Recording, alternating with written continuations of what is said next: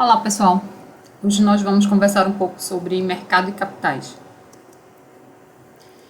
Quando a gente pensa em mercado de capitais, a gente pode defini-lo como sendo um conjunto de instituições e de instrumentos que negociam com títulos e valores imobiliários, objetivando a canalização dos recursos dos agentes que são compradores para os agentes vendedores. Esse mercado ele representa um sistema de distribuição de valores imobiliários que tem um propósito de viabilizar a capitalização das empresas e dar liquidez aos títulos que são emitidos por elas. Dois princípios foram fundamentos para o surgimento dos mercados de capitais.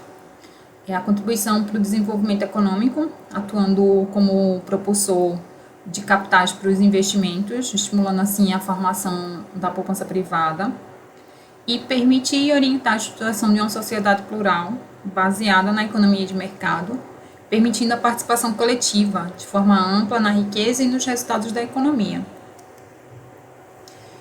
Quando a gente pensa em mercado de capitais, a gente pensa numa primeira classificação, numa primeira divisão, como sendo o mercado de capitais associado ao mercado primário e ao mercado secundário. O mercado primário é aquele que caracteriza-se pelo encaixe de recursos na empresa. E o mercado secundário, ele apresenta uma transação entre compradores e vendedores de ações, não ocorrendo assim alteração financeira na empresa. A gente tem aqui apresentado uma figura do livro do Pinheiro, onde ele elenca algumas atividades que são feitas nesses dois principais mercados. No mercado primário tem a criação de títulos, a capitalização das empresas, enquanto que no mercado secundário existe a negociação de títulos, a troca de propriedades do título e proporciona liquidez aos títulos e incentiva o mercado primário.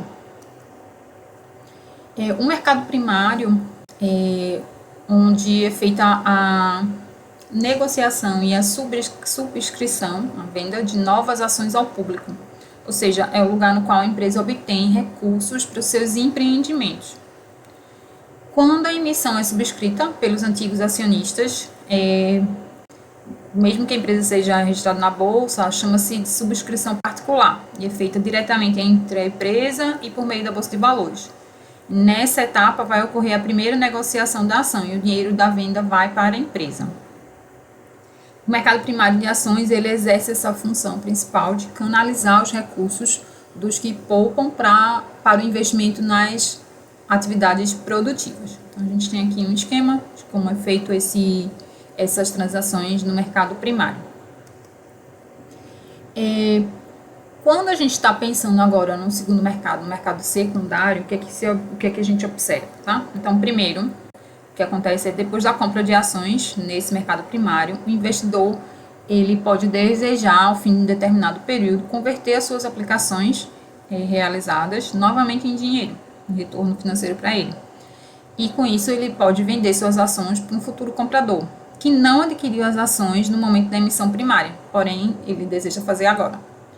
Para a realização dessa operação, o vendedor ele vai recorrer a uma instituição financeira credenciada, que opera com valores, para que nela seja realizada essa operação de compra e venda. Então, nesse momento, ocorre uma operação denominada secundária. Então, a gente está agora num mercado secundário. Para realizar essa operação, o vendedor ele deve dirigir-se a uma sociedade corretora. O mesmo procedimento deve adotar o investidor comprador. As corretoras elas vão receber as ordens de compra e venda de seus clientes e executarão a operação de fechamento de negócio no pregão de bolsa de valores, caso a empresa seja registrada na bolsa e, consequentemente, suas ações sejam aceitas para negociação. A gente tem aqui uma figura esquemática de como é que funciona esse mercado primário, mercado secundário. Aqui a gente destacando essa relação direta entre os primeiros investidores e a empresa no mercado primário. E já no mercado secundário, esse investidor primário ele faz uma revenda e aí a gente tem novos compradores envolvidos. Isso seria um processo que se dá no mercado secundário. O mercado secundário de ações, então, vai ser esse lugar onde se transferem títulos entre investidores e ou instituições. Ele é, portanto, uma condição necessária para a existência do mercado primário, em que as empresas elas podem efetivamente obter os seus recursos financeiros. Um fator que é fundamental na decisão do investidor quando ele compra a ação de novos lançamentos é a possibilidade que mais tarde, ao necessitar do total ou parte do seu capital investido, ele possa se desfazer delas e reaver seu dinheiro com lucro. Então, a função do mercado secundário, que é o lugar onde atuam as bolsas de valores, é dar liquidez ao investidor, possibilitando que no momento que realizar uma operação de venda, exista um comprador e vice-versa, né, que viabilizará o crescimento do mercado primário e a consequente capitalização das empresas via mercado de ações para compreender melhor o funcionamento e a inter-relação dos mercados primário e secundário. Então, a ideia se não houvesse a existência do mercado secundário, o mercado primário ele ficaria muito mais restrito, porque os primeiros investidores, eles podem ter interesse em se desfazer dessas ações. Então, se não houvesse essa existência do mercado secundário, isso seria mais complicado. Os mercados secundários, eles devem possuir essas 3 características que estão elencadas: a transparência, a liquidez e a eficiência. A transparência, no sentido de ter acesso fácil e livre informação e exata sobre preços e volumes negociados, oferta e demanda. Liquidez, quando a gente poderia caracterizar como sendo a facilidade de comprar e vender ações com pouco risco de perda de capital. Quanto menor a diferença entre o preço de compra e venda das ações, maior será a eficiência do mercado. E a eficiência, quanto mais rápido se ajustarem os preços, por qualquer motivo que seja, maior eficiência vai ter na operação do mercado. Pensando ainda no mercado secundário, as negociações elas podem ser feitas em 2 locais distintos, que são as negociações feitas em balcão e na bolsa de valores. Aqui a gente tem uma figura esquemática apresentando, né, esse movimento e destacando aqui que no mercado secundário, o vendedor é um investidor que se desfaz das suas ações para reaver seu dinheiro, trocando a propriedade das suas ações. O mercado de balcão, ele é aquele que suas ações estão fora do controle e sem as garantias de uma bolsa de valores, porque essas empresas não são registradas nas bolsas. As principais características desse mercado são a ausência de um local de negociação centralizado fisicamente.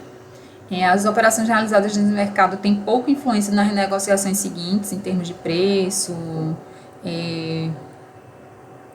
muito motivado porque a gente não tem divulgação em massa, como ocorre nas bolsas de valores, e não há homogeneidades em termos de participantes e operações. As transações com ações nos mercados de balcão em muitos países servem para que as empresas novas e pequenas coloquem seus papéis ao público. Já o mercado de bolsas é aquele que se compram e vendem ações e nele os clientes, compradores e vendedores e as instituições do sistema de distribuição de títulos e valores imobiliários viabilizam a negociação com títulos e valores mobiliários. As principais características desse tipo de operações no mercado de bolsa: a livre concorrência e pluralidade de participações, a homogeneidade de produto e a transparência na fixação de preços. Quando se pensa na livre concorrência e pluralidade de participações, a gente observa que nesse mercado existe um número suficiente de clientes e instituições, de modo que nenhum tenha privilégio sobre o outro. Com relação à questão da homogeneidade, todos os títulos são negociados, têm a mesma característica, o que facilita as negociações. E com relação à questão da transparência, ela proporciona credibilidade e segurança no mercado. Para que o processo de formação de preço seja mais transparente e atraente, existem as práticas equitativas de mercado, segundo as quais todos aqueles que compram e vendem ações em bolsa terão o mesmo tratamento, obedecerão aos mesmos procedimentos e terão idêntico acesso às informações. Quando a gente pensa na questão do financiamento dos investimentos, a gente observa que as empresas que estão na fase de crescimento, elas necessitam de recursos financeiros para financiar seus projetos de extensão. Então, mesmo que a gente consiga observar que o retorno oferecido pelo projeto seja superior ao custo de um empréstimo, o risco do negócio recomenda que exista um balanceamento entre o financiamento do projeto com recursos externos e com recursos próprios. Então, aqui a gente tem uma figura esquemática com relação à captação dos recursos. Aqui tem as fontes internas e externas. Com relação às internas, observa-se a questão dos lucros que podem ficar retidos. Com relação aos recursos externos, esses recursos podem ser de terceiros, através de debêntures, commercial papers, empréstimos bancários, fornecedores, etc. E com relação à questão de recursos próprios, pode-se pensar na questão do capital social nas ações. Quando uma empresa ela precisa fortalecer sua base capital próprio, nem sempre os atuais acionistas são capazes de subscrever as ações de uma nova emissão. Nesse caso, é preciso que mais gente se associe a essa empresa. Diante dessa necessidade, surge o prestador de serviço financeiro, que converterá os poupadores em investidores por meio da operação de underwriting, a subscrição, no mercado primário de ações. Dessa forma, o mercado primário cumpre seu papel de obter novos sócios também e canalizar seus recursos para a execução dos projetos de investimentos. A abertura de capital ela é uma fonte alternativa de recursos das empresas que apresenta grandes vantagens sobre os recursos ofertados pelas instituições financeiras, pois esses últimos eles são geralmente de prazo limitado e são padronizados. Uma vantagem que leva empresários a abrir seu capital é o fato de que as organizações passam a ter melhores condições para se expandir através de aquisição e incorporação de outras empresas. A empresa pode entrar com suas ações ou debêntures na transação sem precisar desembolsar dinheiro no caixa. No entanto, nem todas as necessidades podem ser satisfeitas com a abertura de capital. Apenas aquelas que são geralmente ligadas à necessidade de financiamento dos projetos de extensão, como, por exemplo, a ampliação da produção, modernização da empresa, criação de novos produtos, etc. Aqui a gente apresenta, do livro de Pinheiro, algumas vantagens e desvantagens da utilização de ações como fonte de fundo das empresas. Dentre as vantagens, a gente aponta que não acarretam encargo fixo para a empresa, não tem prazo de resgate, abastecem uma garantia contra perdas para os credores da empresa. Isso significa que a venda de ações ordinárias aumenta o crédito de valorizações da empresa e proporciona ao investidor melhor barreira contra a inflação, porque representa a propriedade da empresa, que geralmente tem sua valorização ao longo do tempo atrelada à inflação. Dentre as desvantagens, a venda de novas ações ordinárias estende o direito de voto ou controle de novos compradores de ações. Aqui a gente destaca que vem se fazendo uma diferença do tipo de ações, a gente vai estudar isso num momento posterior. Dão aos novos proprietários o direito de participação nos lucros. Tipicamente devem ser vendidas sobre a expectativa de alto retorno básico. E os dividendos das ações ordinárias não são dedutíveis como despesa para o cálculo do imposto de renda, não possuindo assim benefícios tributários, como é o caso das debêntures, que são dedutíveis.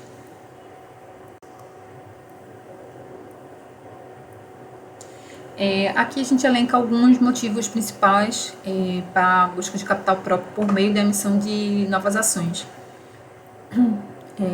Captação de recursos para a realização de investimentos, a reestruturação financeira, a engenharia jurídica, a questão da reestruturação societária, profissionalização da gestão e melhoria da imagem institucional, entre outros. Quando a gente está pensando na parte de crescimento e desenvolvimento econômico, a gente pontua que todas as economias elas necessitam desse crescimento e desenvolvimento, para proporcionar a seus agentes um melhor nível de vida. Para que haja essa expansão, é preciso que as empresas, então, façam investimentos para acumulação de capital produtivo e aumento da sua produtividade. Os investimentos em economia, eles podem ser considerados a mola propulsora do crescimento econômico. Então, para a existência desses investimentos, é necessário que a poupança seja canalizada para esse fim. Então, a eficiência na utilização da poupança é importante, pois vai determinar o custo dos investimentos. Aqui são apontados 3 caminhos para que a gente consiga associar a poupança aos investimentos. O autofinanciamento, em que as empresas geram internamente seus próprios recursos. O governo, quando financia certas atividades, usando a arrecadação de tributos ou a imposição de mecanismos compulsórios de poupança. E o financiamento por meio de mercados financeiros. Observando esses 3 caminhos, a primeira alternativa, o autofinanciamento, apesar de ser a mais simples, nem sempre é a mais fácil de se conseguir. A segunda alternativa, que é pensando no governo, existem limitações e distorções e é a mais difícil. Já a terceira, ela é comprovadamente a mais eficiente. Então, um caminho mais fácil para associar a poupança, um caminho mais fácil e mais eficiente para associar a poupança ao investimento seria por meio, seria através do financiamento por meio dos mercados financeiros. A gente traz aqui a figura dos intermediários financeiros. A principal função deles é essa aproximação dos agentes superavitários, que têm excesso de recursos, mas não têm oportunidades de investi-los em atividades produtivas, e os agentes que são deficitários, que estão nessa situação inversa, eles não têm formação de poupança. E os agentes intermediários, eles viabilizam o aproveitamento desses recursos e promovem o aumento da produtividade da economia. Os mercados de crédito ou mercados de dinheiro, eles, apesar de canalizarem os recursos dos ofertadores para oportunidades de negócios com ativos financeiros, eles possibilitam o crescimento da economia, mas não o seu desenvolvimento, por conta da forma como é feito isso, né? A forma como eles canalizam esses recursos por meio de uma aplicação financeira para os superavitários e o crédito para as empresas que representam um aumento no endividamento, consequentemente, comprometimento dos resultados futuros com credores financeiros. A canalização de recursos por meio de mercado de capitais, ele vai dar pela busca de novos sócios para os empreendimentos que a empresa necessita fazer. Então, tem um olhar diferente, né, quando a gente observa os mercados de capitais. Então, esse mercado de capitais, de maneira especial, o mercado primário de ações, eles constituem possibilidade importante para a realização de investimentos com riscos diluídos e representam uma das maiores fontes de desenvolvimento econômico, não apenas de crescimento, mas de desenvolvimento. O mercado de capitais, ele é fundamental para o crescimento econômico porque ele vai aumentar as alternativas de financiamento para as empresas, vai reduzir o custo global dos financiamentos, promover a diversificação e a distribuição do risco entre os aplicadores e é uma forma de democratização ao acesso ao capital. Outro aspecto importante com relação à questão do nível de desenvolvimento em economia vai estar associado às opções de captações que ela oferece para o financiamento de projetos de investimento. Considera-se que o mercado de capitais é a principal fonte de capital próprio para as empresas e sua efetividade torna-se vital para o oferecimento dessa opção dentro da economia. O mercado de capitais, ele tem essa característica da democratização do capital e o poder. Ele vai também criar condições para o desenvolvimento econômico. E aqui são apontadas diversas questões relacionadas à questão do mercado de capitais, né? Essas pontuações são feitas pelo Pinheiro. A capitalização das empresas via mercado acionário induz a uma participação ativa do poupador no risco e nos resultados da atividade produtiva. A existência de ações permite que o valor do patrimônio das empresas seja representado e repartido por várias parcelas, possibilitando a participação ativa de um grande número de pessoas na propriedade e uma maior flexibilidade na transmissão dos direitos. A pulverização da propriedade acionária pode contribuir diretamente, através de investidores individuais ou indiretamente, por meio dos investidores institucionais, a uma maior participação social nos lucros gerados pelo desenvolvimento advindos do crescimento das empresas. A gente aponta ainda também a distribuição da propriedade de ações de uma empresa, constitui esse instrumento flexível, capaz de aproximar mais facilmente o fator trabalho do fator capital, seja diretamente empregados acionistas das empresas ou indiretamente através de fundos de pensão. A transferência da propriedade e mesmo a programação da distribuição de riqueza do país, através de impostos sobre o capital, podem ser facilitadas pela existência das ações, principalmente por permitir que essas transferências não interfiram na administração e eficiência das empresas. Isso vale também no caso de morte ou aposentadoria de seus proprietários. Esses objetivos ficam mais difíceis de serem alcançados quanto maior for a concentração das propriedades das ações.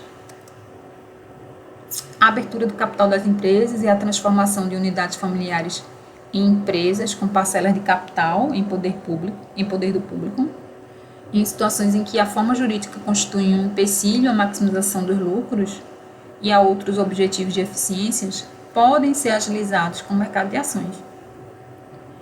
Não somente pela pressão do público em atingir objetivos de eficiência através de uma administração mais profissional, mas também mais sujeita à divulgação pública de suas atividades. A maior abertura social através da desvinculação da figura do empresário da figura do capitalista. Os projetos de grande viabilidade econômica e financeira, introdutores de novas tecnologias, tanto no tocante do produto final quanto no que diz respeito ao processo de produção, podem ser levados adiante por meio do levantamento de recursos no mercado acionário. Então, essa oferta de capital de risco incentiva o aproveitamento e a concretização de novas ideias pelos elementos empreendedores dessa sociedade. O mercado de ações ele pode ser um instrumento dentro do quadro da política governamental que concorre para um encaminhamento de soluções de diversos problemas econômicos, mesmo quando elas interessam mais vivamente a sociedade como um todo, ao que o mercado propriamente dito. O mercado acionário, ele, ao atuar como um instrumento de capitalização da empresa privada nacional, pode enrijecer sua estrutura de capital, capacitando-a a enfrentar mais facilmente os embates ocasionados por uma reversão conjuntural do mercado de produtos e a oferta de crédito, servindo, pois, como instrumento auxiliar de grande valia no combate anti-inflacionário a médio e a longo prazo. No tocante à convivência entre as formas de captação forçada de recursos e sua aplicação e as formas voluntárias, devemos ter em mente que, com a agilidade no mercado acionário, no aporte de recursos para as empresas do setor privado, evita-se a expansão de forma exagerada de linhas oficiais de crédito subsidiado, que, se de um lado podem constituir um elemento positivo como acelerador do processo de desenvolvimento, de outro podem resultar também em um maior grau de imperfeição do mercado. Pensando agora nas figuras que estão envolvidas no mercado de capitais, a gente observa o seguinte: pelo mercado de capitais efetivo, dois elementos, duas figuras são fundamentais: os investidores dispostos a investir e as empresas dispostas a abrir o capital. O crescimento e o desenvolvimento da economia eles vão estar diretamente relacionados com esse mecanismo de canalização de suas poupanças para o investimento produtivo. Uma economia é desenvolvida quando possui um mercado de capitais eficiente e que está em desenvolvimento quando não possui um mercado de capitais tão eficiente. Todos os países desenvolvidos ou em acelerado processo de desenvolvimento Todos os países desenvolvidos ou que estão com um processo acelerado de desenvolvimento, eles têm elevadas taxas de poupança e um sofisticado mercado de capitais. Passemos a fazer algumas observações como é que funciona o mercado de capitais brasileiro. A necessidade de desenvolvimento desses mercados brasileiros levou os setores públicos e privados a tomar uma série de medidas para sua obtenção. Aqui a gente tem apontado algumas dessas iniciativas que foram tomadas. A gente tem pontuado no ano 2000 uma resolução que facilitou o ingresso de investidores estrangeiros no mercado brasileiro. Tem a lei do mercado dos valores imobiliários, lei das ações das sociedades por ações. Então, estão listados aqui diversas iniciativas que foram tomadas, né, para que ocorresse esse crescimento no mercado de capitais brasileiro. A gente tem também algumas iniciativas apresentadas com relação à questão do setor privado.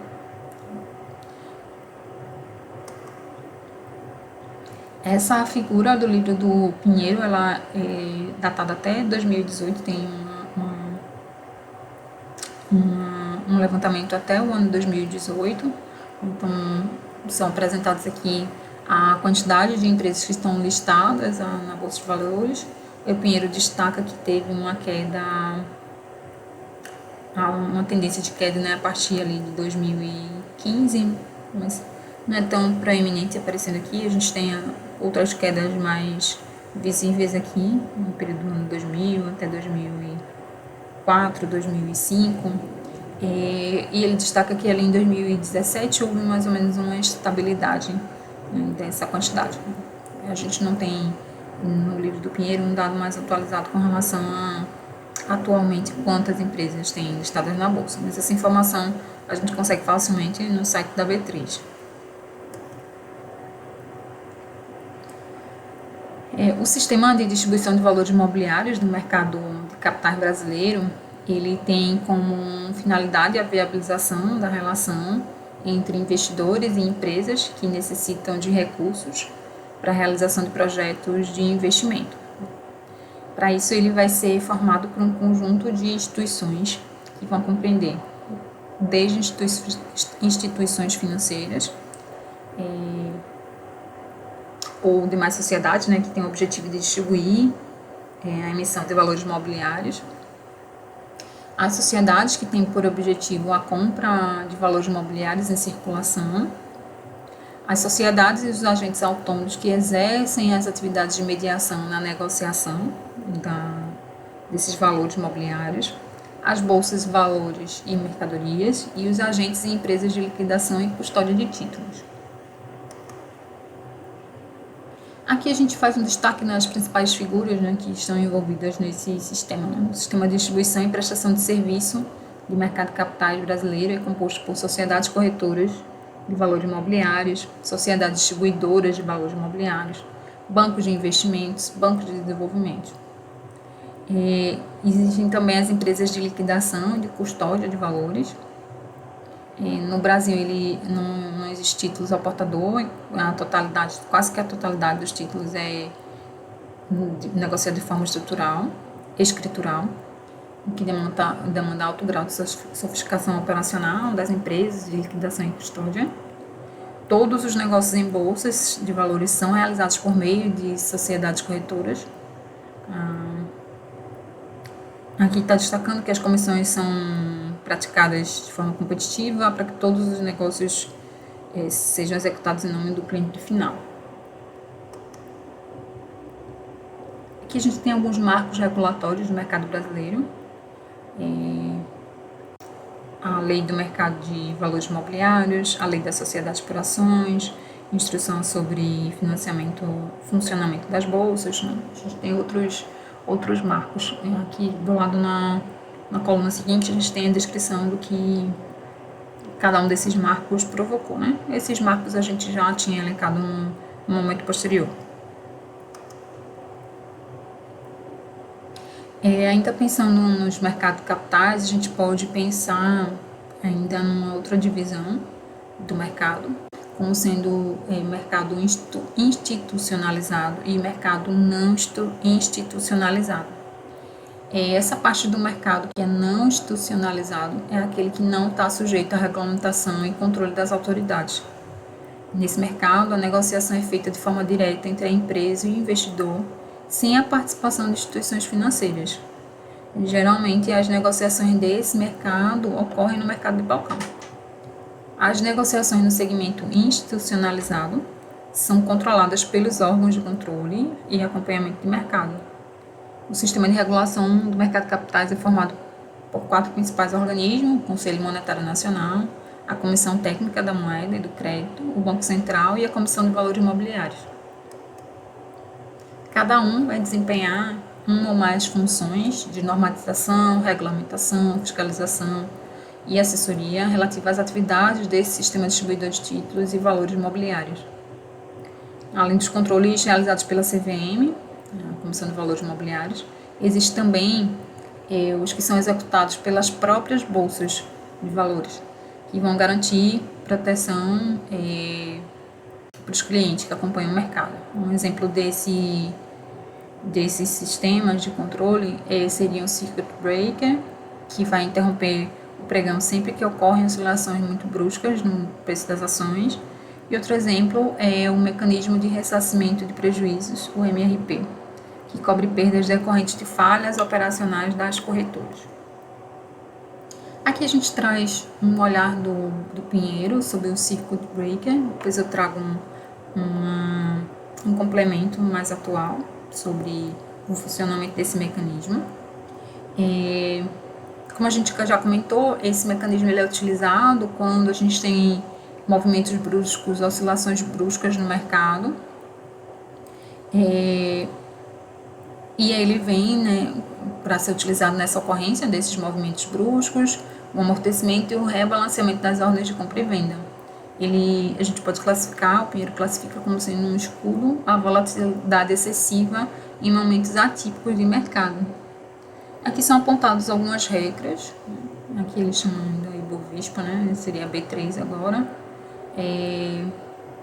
Quando a bolsa observa que o Ibovespa atinge limite de baixa de 10% em relação ao índice de fechamento do dia anterior, os negócios aqui na verdade a correção aqui, na Bovespa, na B3, todos os mercados serão interrompidos por 30 minutos.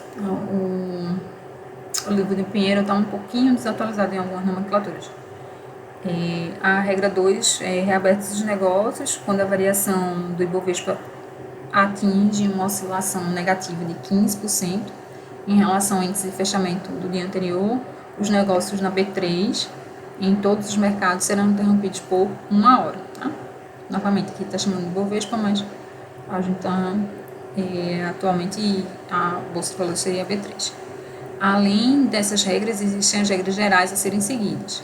Não vai ter acionamento das regras 1 e 2 na última meia hora de funcionamento do pregão, ocorrendo a interrupção dos negócios na penúltima meia hora.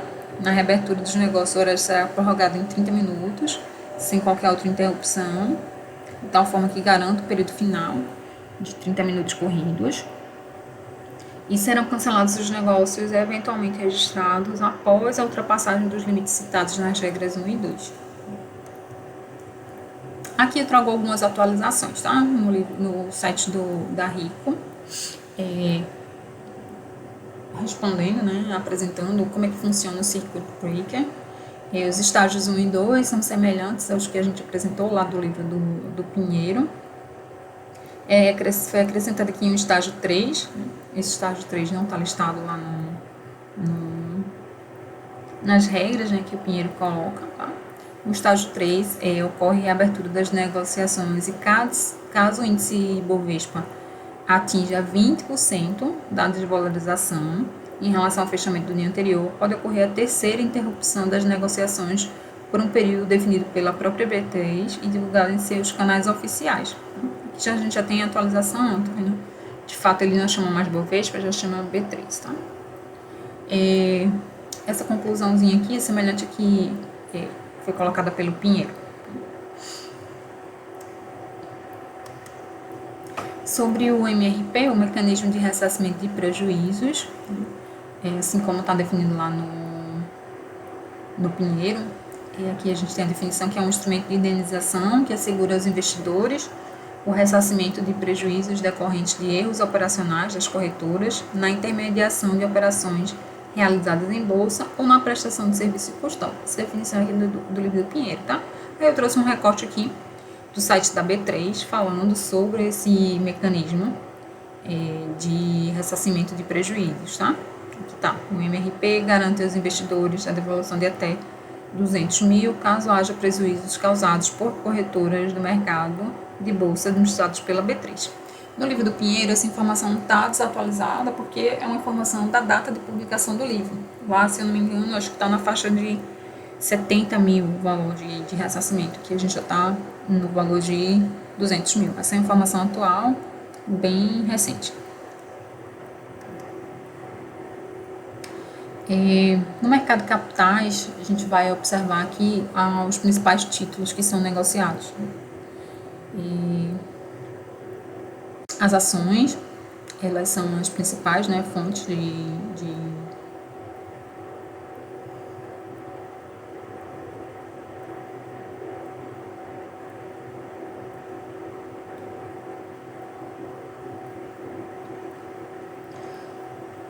Aqui a gente apresenta alguns títulos, alguns valores imobiliários.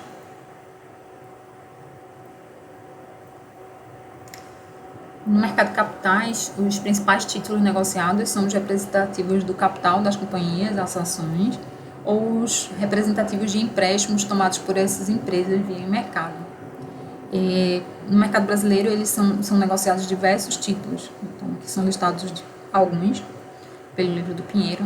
Tem debêntures, notas promissórias, bônus de subscrição, opções de compra e venda, direitos de subscrição, cotas de fundo imobiliário, diversos outros aqui, tá?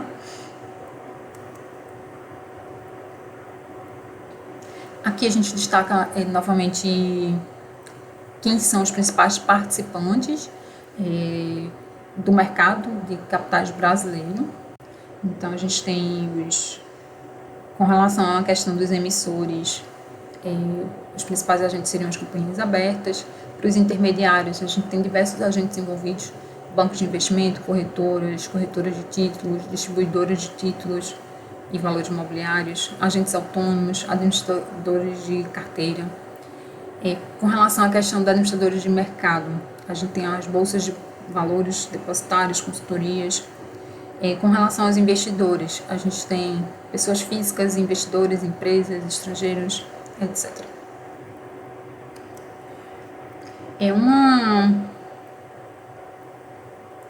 Um conceito que a gente observa também quando a gente vai pensar nos investidores, que a gente observa que podem ser desde pessoas físicas a empresas, estrangeiros.